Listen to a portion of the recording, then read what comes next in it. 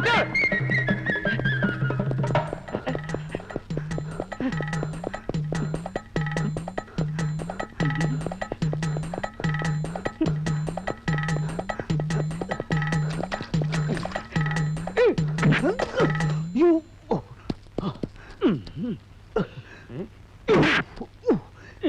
Chicken biryani മേടിച്ചു തരാന്ന് പറഞ്ഞിട്ട് നീ എന്നെ പറ്റിച്ചു കളഞ്ഞില്ലടാ റാസ്കൽ. പൊന്നേമാനെ പറ്റിച്ചതല്ല. ഇണ്ടി പോവരുത്. അന്യായക്കാരൻ തന്ന 10 രൂപ പോലും ഞാൻ മറന്നു നിന്റെ ബിരിയാണിക്ക് വേണ്ടി. എന്നെ കൊണ്ട് നീ FIR മാറ്റി എഴുതിപ്പിച്ചു. പരമദ്രോഹി. എന്റെ സാറെ, ഇന്നലെ ഉച്ചയ്ക്ക് ഞാൻ പാരീസ് ഹോട്ടലിന് മുമ്പിൽ വന്നിരുന്നു, സാറിനെ കണ്ടില്ല. അത് നീ വല്ല സ്കൂൾ മാഷ്മാരോട് പറഞ്ഞാൽ മതി, അവര് വിശ്വസിക്കും. പോലീസുകാർ തലച്ചോറുള്ളവരാ. ഉച്ചയ്ക്ക് 12 മണി മുതൽ ഉച്ച തിരിഞ്ഞ് 3 മണി വരെ ഞാൻ പാരീസ് ഹോട്ടലിന് മുമ്പിൽ കാത്തുന്നതാ, തീ പാറണ വെയിലത്ത്. പറയുമ്പോ എനിക്ക് വേദനയുണ്ടടാ. ദേ, ഇന്ന് പ്രായശ്ചിത്തം ചെയ്യാതെ നിന്നെ ഇവിടുന്ന് പ്രശ്നമില്ല. ഇന്ന് എനിക്ക് ബിരിയാണി മാത്രം പോരാ, വീട്ടിലേക്ക് ഒരു പാർസൽ വേണം. നടക്കണ പാരീസിലേക്ക്.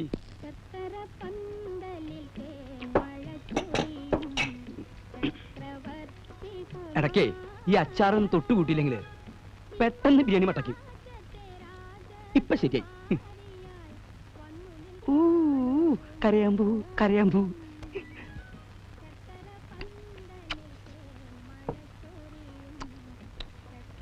കോഴിയുടെ വേവ് ഇത്തിരി കൂടിയോ എന്ന് എനിക്കൊരു സംശയം.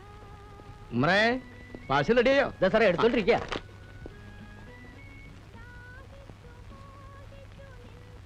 എല്ലാം കൂടി എത്രയായി? 30 രൂപ. ഓ, ഇവനൊന്നും ഒരു കാലത്തും ഗുണം പിടിക്കൂല. ആരാ ഗുണം പിടിക്കാത്ത? അല്ല, ഈ ബിരിയാണിയുടെ ഗുണം സാറിനത്ര പിടിച്ചില്ല എന്ന് പറയായിരുന്നു. അതെ അതെ. നമ്മുടെ സാധനം എവിടെ? ആ, ഇത് ബിരിയാണി, ഇത് ഉഴുന്ന് വട. വട എത്ര ഉണ്ട്? 8 എണ്ണം.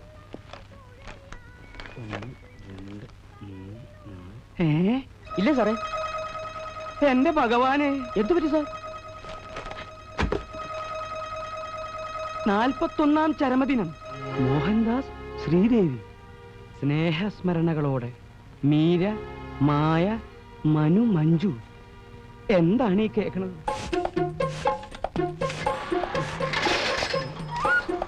പിന്നെ സൈക്കിളോ? അപ്പൊ രാവിലെ എടുത്ത സൈക്കിൾ എന്ത്? അത് റോട്ടിൽ എവിടെങ്കിലും കാണും. റോട്ടിൽ എവിടെങ്കിലും മാറിക്കണോ? ആനക്കാര്യത്തിനിടയിലെ ചേനക്കാര്യം.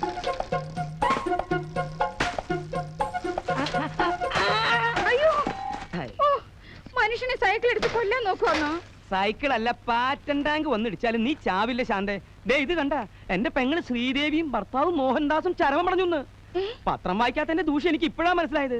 ചാവടി യന്ത്രം കഴിഞ്ഞിട്ട് ദിവസങ്ങൾ ഒരുപാടായി. നോക്കട്ടെ. ഇതെങ്ങനെ സംഭവിച്ചു? രണ്ടുപേരും ഒന്നിച്ചേത്തോ? വല്ലവരും തല്ലിക്കൊന്നതാവും, അല്ലെങ്കിൽ വല്ല വിഷം കഴിച്ചതോ കെട്ടിയതോ ആവും.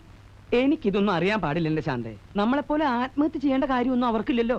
പട്ടിണിയുണ്ടോ, പണക്കുറവുണ്ടോ? കൊച്ചിയിൽ ഇഷ്ടം പോലെ കെട്ടിടങ്ങള്, ലോകം മുഴുവൻ ചെമ്മീൻ കയറ്റിയാക്കാനുള്ള ഫാക്ടറി, പിന്നെ എസ്റ്റേറ്റ്, ഫിഷിംഗ് ബോട്ട്. എന്റെ പേടി ഇപ്പൊ അതൊന്നുമല്ല. ഈ സ്വത്തുക്കൾ മുഴുവൻ ആര് നോക്കി നടത്തുന്ന? അയ്യടാ, ഇപ്പൊ വായി വെള്ളം ഊർന്നുണ്ടോ? ഇതൊക്കെ നേരത്തെ ആലോചിക്കണമായിരുന്നു.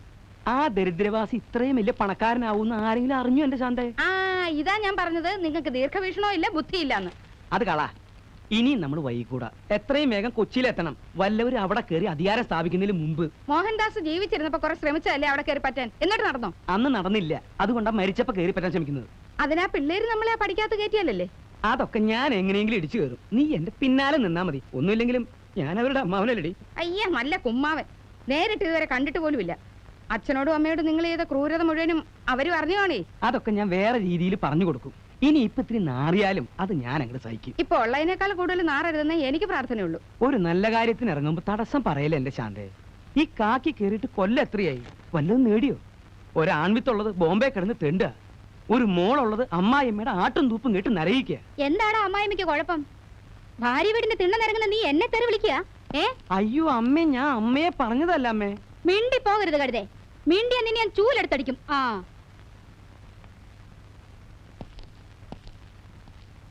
അതെ, 4 കുട്ടികളാണ്. ഒന്നിനും ശരിക്കുള്ള വകതിരിവായിട്ടില്ല. കാർ ആക്സിഡന്റ് ആയിരുന്നു. 30 അടി താഴ്ചയിലേക്ക് കാറ് മറിഞ്ഞു. ഇളയ കുട്ടി മാത്രമേ കൂടുണ്ടായിരുന്നുള്ളൂ. അവൾ അത്ഭുതകരമായി രക്ഷപ്പെട്ടു. പക്ഷേ ആ കുട്ടിക്ക് ഇപ്പൊ സംസാരിക്കാൻ പറ്റില്ല. ഷോക്കുണ്ടായിരിക്കാം. ആലോചിച്ച ഭയങ്കര കഷ്ട. അങ്ങനെ ബന്ധുക്കളായിട്ട് മോഹൻദാസിന് ആരുമില്ല. ഉള്ളവരുമായിട്ട് വലിയ അടുപ്പമില്ല. അറിയാലോ, he was A self made മാൻ. കോടതിയിൽ പെറ്റീഷൻ കൊടുത്താൽ മൂത്ത പെൺകുട്ടിയെ ഗാർഡിയനാക്കിയിരിക്കുക. അതെ, അവളെ ആദ്യം മുതൽ ഇനി എല്ലാം പഠിപ്പിച്ചു തുടങ്ങണം. കോളേജിൽ പഠിച്ചുകൊണ്ടിരിക്കുന്ന കുട്ടിക്ക് എന്തോന്ന് എക്സ്പോർട്ട്, എന്തോന്ന് ചെമ്മീൻ കമ്പനി. പിന്നെ വിളിക്കാം. ആ പുതിയ MD ഇന്ന് ചാർജ് എടുക്കുന്ന ദിവസമാ. അതെ, ആ സംഭവത്തിന് ശേഷം ആ കുട്ടി ഇന്ന് ആദ്യമായിട്ടാ ഈ കമ്പനി വരുന്നത്.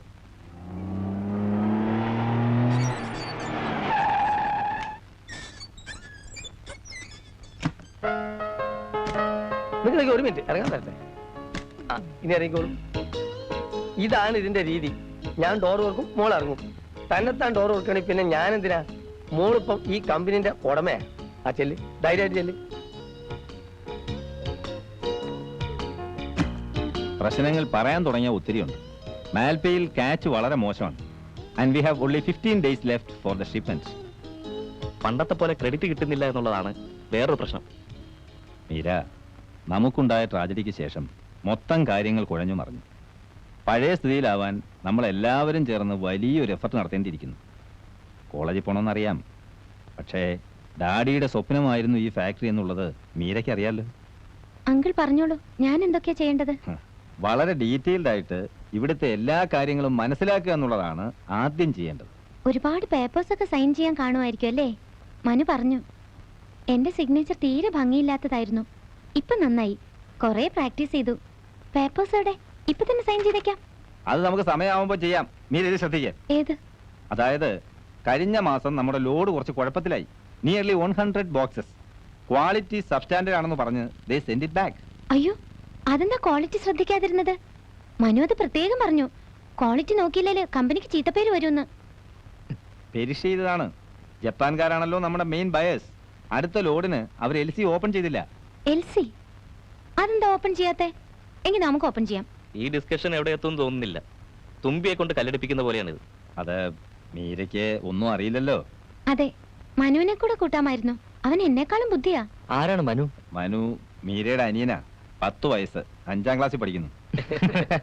അതെ, എങ്കിൽ ഇനി സൈൻ ചെയ്യേണ്ട പേപ്പേഴ്സ് എടുക്കും അങ്കിൾ. മീര സൈൻ ചെയ്യുന്ന കാര്യമൊക്കെ വിട്. I'm sorry uncle. I tell you the truth. I'm little nervous. For what? ഞങ്ങളൊക്കെ മീരയുടെ എംപ്ലോയീസാ. മീരയുടെ മുമ്പിൽ ഞങ്ങളാ നെർവസ് ആവേണ്ടത്. That's all right. ഞാൻ പ്രധാന കാര്യം പറയാം. പർച്ചേസ് കാര്യക്ഷമമാക്കാൻ പെട്ടെന്ന് കുറച്ച് ഫണ്ട്സ് ഉണ്ടാക്കേണ്ടി വരും. എന്ത് ഫണ്ട്? ബാങ്കിൽ നിന്ന് ഓടി ഓവർ ഡ്രാഫ്റ്റ് ആയിട്ട് കുറച്ച് പണം, അല്ലെങ്കിൽ പെട്ടെന്ന് എടുക്കാവുന്ന വേറെ പണം ഉണ്ടെങ്കിൽ അതായാലും മതി. വീട്ടിലെ ഷെൽഫിൽ പണമൊന്നുമില്ല. മീര എന്തൊക്കെയാണ് ഈ പറയുന്നത്? ഒരു കാര്യം പറയുമ്പോൾ അത് എന്താണെന്ന് ആദ്യം മനസ്സിലാക്കാൻ ശ്രമിക്കേ. ചുമ്മാ സൈൻ ചെയ്യാം, ഷെൽഫിൽ പണമില്ല എന്നൊക്കെ പറഞ്ഞിട്ട് എന്ത് കാര്യമാ? സോറി, ഞാൻ വേറെന്തൊക്കെയോ ആലോചിച്ചു പോയി അങ്കിൾ. എന്താലോചിക്കാൻ? കാലത്ത് ഡോക്ടർ വന്നിരുന്നു. മഞ്ജുവിനെ പിന്നെയും നോക്കി. അവളെ കൊണ്ട് സംസാരിപ്പിക്കാൻ ഡോക്ടർ ഒത്തിരി ട്രൈ ചെയ്തു. അവൾക്കിനി ഒരിക്കലും സംസാരിക്കാൻ പറ്റില്ല അങ്കിൾ. എന്താണ് ചികിത്സയെന്ന് ആർക്കും പറയാൻ പറ്റുന്നില്ല. ഞങ്ങൾക്ക് ആരുമില്ല. എൽഡസ്റ്റ് ആയി പോയതാണ് എന്റെ ബാഡ് ലക്ക്. ഇത്രയും പെട്ടെന്ന് മമ്മിയും ഡാഡിയും ഞങ്ങളെ വിട്ടു പോകുമെന്ന്. മീര, കഴിഞ്ഞതൊക്കെ മറക്കാൻ ശ്രമിക്കുക. വരൂ, നമുക്ക് ഫാക്ടറി ഒക്കെ നടന്ന് കണ്ടിട്ട് വരാം. കമോൺ. I am sorry.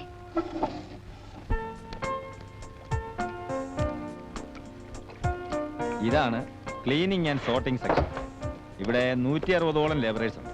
160 പേരെയൊന്നും കാണാനില്ലല്ലോ. 3 ഷിഫ്റ്റാ. ഓ, അപ്പൊ 24 hours ജോലി നടക്കൂ? ആ, മിക്കവാറും. ഇതാണ് പാക്കിംഗ് സെക്ഷൻ.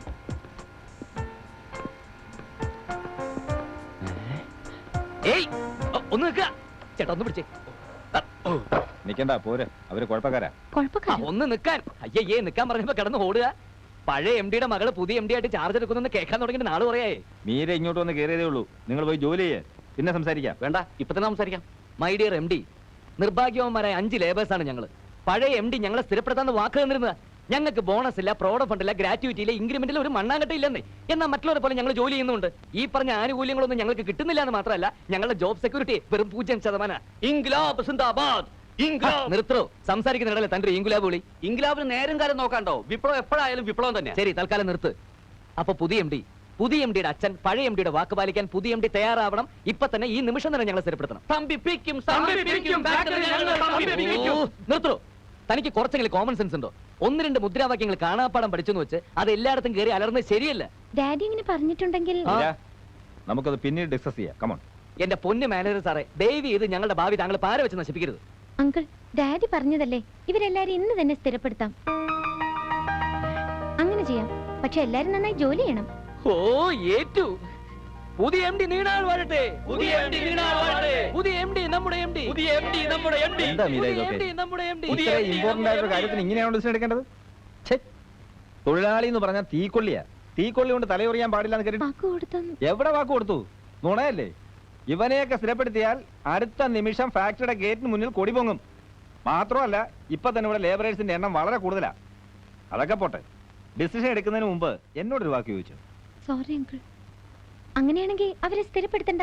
അവൻ പറഞ്ഞത് കേട്ടില്ലേ? ഞാൻ അവന്റെ ഭാവിക്ക് പാര വെക്കുകയാണെന്ന്. ഇനിയിപ്പോ ഡിസിഷൻ മാറ്റിയാൽ അവർ എന്റെ തലയെ കാണാൻ വരും. എങ്കിൽ സ്ഥിരപ്പെടുത്താം uncle. Oh Meera, you please use your common sense, your brain. I'm very sorry uncle. Okay, I shall deal it.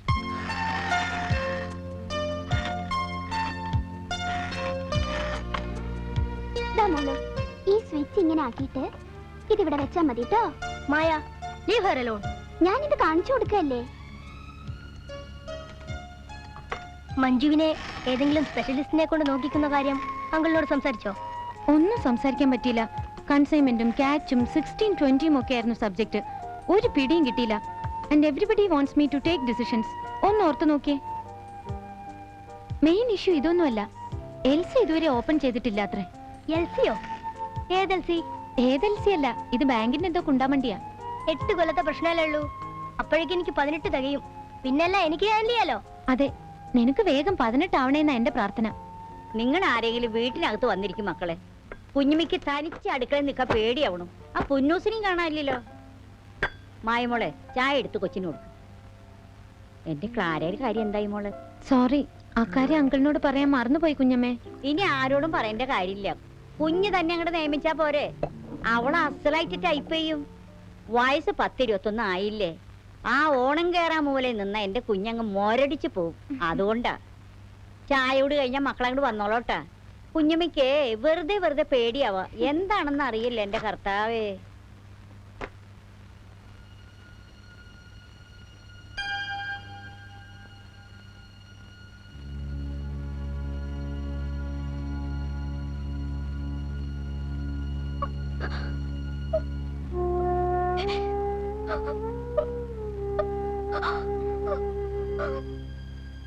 മായ, മായ,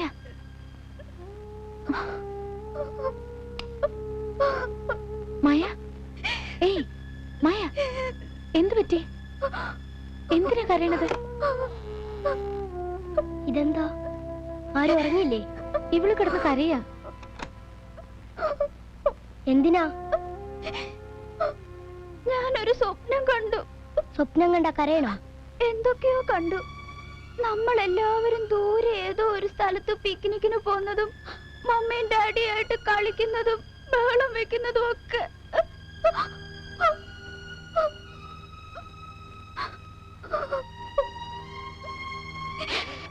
ഉറങ്ങിക്കോ. വേണ്ടാത്തതൊക്കെ ഓർമ്മിച്ച് കിടന്നിട്ടാ ഇങ്ങനെ സ്വപ്നം കാണുന്നത്.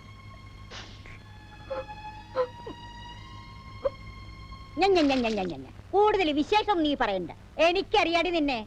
ഒന്നിൽ വീട്ടുകാരെ പേടി വേണം, അല്ലെങ്കിൽ നാട്ടുകാരെ. ധിക്കാരി, ഞാൻ മനസമാധാനത്തോടെ കിടന്നുറങ്ങിയിട്ട് എത്ര ദിവസമായി എന്നറിയോ? നീ ഒരുത്തിയണ്ടി കാരണം. ഞാൻ എന്ത് ചെയ്തു അമ്മച്ചി പറയുന്നേ? നീ ഒന്നും ചെയ്തില്ലേ? ആട്ടിന്റെ കാലിന്റെ മുട്ട് ഞാൻ ഒടിക്കും. അഹങ്കാരി. പെൺകുട്ടികളായാലേ നിലയ്ക്ക് നിക്കണം. നിലക്കില്ലാതെ ഞാൻ അമ്മച്ചിയുടെ തലയിലാണോ കയറിയിരിക്കുന്നത്? ഇത് മിണ്ടി പോறது നീ. ഇങ്ങനെ ചീത്ത വിളിക്കാനാണോ അമ്മച്ചി എന്നെ തിരക്കിട്ട് ഇങ്ങോട്ട് വിളിച്ചു വരുത്തിയത്? ചീത്ത വിളിക്കല്ല, നിന്നെ കൊല്ലുക വേണ്ടത്.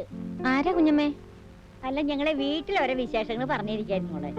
ചവിട്ടുള്ള ഒരു പശുവിനോട് എന്റെ 2ാമത്തെ മോൻ പറയാ നിന്നെ കൊല്ലുക വേണ്ടേന്ന്. അതിനെ പറ്റി പറഞ്ഞോണ്ടിരിക്കായിരുന്നു. മോൾക്ക് ഓർമ്മയില്ലേ ക്ലാരെ? കുഞ്ഞമ്മയുടെ മോളാണോ? ആ, 7 കൊല്ലം മുമ്പ് അവളിവിടെ ക്രിസ്മസിന് വന്നിരുന്നു. ആ, ഓർമ്മയുണ്ട്. ആളങ്ങ് വലുതായല്ലോ. നീയും ഒത്തിരി പൊക്കം വെച്ചു. നീയോ? ഇതാരാന്നുണ്ട് നിന്റെ വിചാരം? ചെമ്മീൻ കമ്പനിയിൽ നിനക്ക് ജോലി കിട്ടുമ്പോ നിന്റെ മുതലാളി ഈ കുട്ടി. മനസ്സിലായ? കാര്യാക്കണ്ട കുഞ്ഞെ. ഇവള് വിവരദോഷിയാ, എന്നാലും നല്ല ബുദ്ധിയാ. എന്റെ മോളായതുകൊണ്ട് ഞാൻ പറയല്ല. എന്ത് ജോലിക്ക് നല്ല ശുഷ്കാന്തിയാ. പിന്നെ ഭയങ്കര അനുസരണശീലിയാ. അഹങ്കാരില്ല, ധിക്കാരില്ല. ഇംഗ്ലീഷ് നല്ല പോലെ എഴുതുകയും വായിക്കുകയും ചെയ്യും. മോള് നല്ലൊരു ജോലി ചേച്ചിക്ക് ശരിയാക്കി കൊടുക്കും. ഞാൻ നോക്കട്ടെ. അയ്യോ, നോക്കിയേ പോരാ, ശരിയാക്കണം. കുറഞ്ഞതൊരു 2000 രൂപ ശമ്പളം കൊടുക്കണം. അയ്യോ അമ്മച്ചി, അതിന് മാത്രമുള്ള. നീ മിണ്ടാതിരിക്കരി. മീര കുഞ്ഞ് തരാൻ തയ്യാറാണല്ലോ. പിന്നെ നീ എന്തിനു വേണ്ടാന്നേക്കുന്നത്? അല്ല കുഞ്ഞെ, അതെ. കമ്പനിയിൽ ജോലി കഴിഞ്ഞു വന്ന അടുക്കളയിൽ എനിക്കൊരു സഹായാവും. മഞ്ഞു കുഞ്ഞെ ശ്രദ്ധിക്കാൻ ഒരാളാവും. അതിന് പ്രത്യേക ശമ്പളമൊന്നും വേണമെന്നില്ല. എല്ലാം കുഞ്ഞിന്റെ ഇഷ്ടത്തിന് വിടുന്നു. ആ, എനിക്ക് കോളേജിലേക്ക് വൈകി. എന്റെ ഡ്രസ്സ് എവിടെ തേച്ചു വെച്ചത്? തേച്ചില്ല, ഇപ്പൊ കൊണ്ടുവരാം. മോള് കുളിക്കുമ്പോഴേക്ക് റെഡിയാക്കാം. നിന്നെ കുറിച്ചേ ഇതിൽ കൂടുതൽ നുണ പറയാണെന്ന് എനിക്ക് വയ്യ. ഒരു കാര്യം ഞാൻ പറഞ്ഞേക്കെ, കുട്ടികളോടൊക്കെ നല്ല സ്നേഹത്തോടും ബഹുമാനത്തോടും നിന്നില്ലേ കണ്ടല്ലോ. കേറി പോടിയകത്ത്.